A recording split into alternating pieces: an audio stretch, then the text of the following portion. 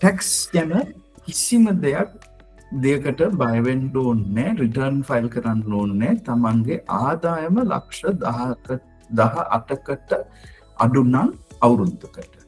ඒ අවුරුද්ද එන්නේ මම ආයෙත් මතක් කරන්න අප්‍රේල් 1 වෙනිදා ඉඳලා මාර්තු 31.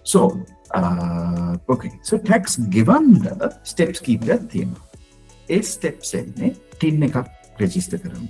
ඊළඟට IRD සිස්ටම් එකට ඇක්සස් කරන්න පින් නම්බර එකක් කියලා එකක් ඒක කරාට පස්සේ සමහර විට පින් එක රෙජිස්ටර් කරන්න බෑ ෆෝස්ට් රෙජිස්ට්‍රේෂන් නම් වැරදි ඊමේල් එකක් හරි ඊමේල් එකක් නැතුව තමව රෙජිස්ටර් කරලා තියෙනවා. එතකොට දැන් ටින් පින් හම්බුනාට පස්සේ සිස්ටම් එකට ගිහින් අපි ඇක්ටිවේට් කරන්න ඕනේ ටැක්ස් ටයිප් එක. ඒකේ තේරුම සුළුයි.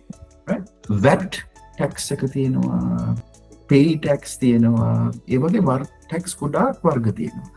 අපි ගෙවන්න යන්නේ individual income tax. ඒ කියන්නේ IIT.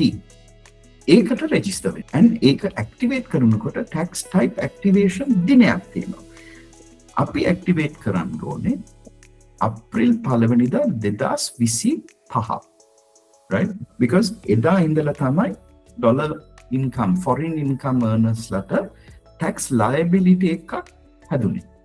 ඊට කලින් exempt නිසා tax liability එකක් තිබෙන්නේ නැහැ. ඒක බය වෙන්න දෙයක් නෑ. okay.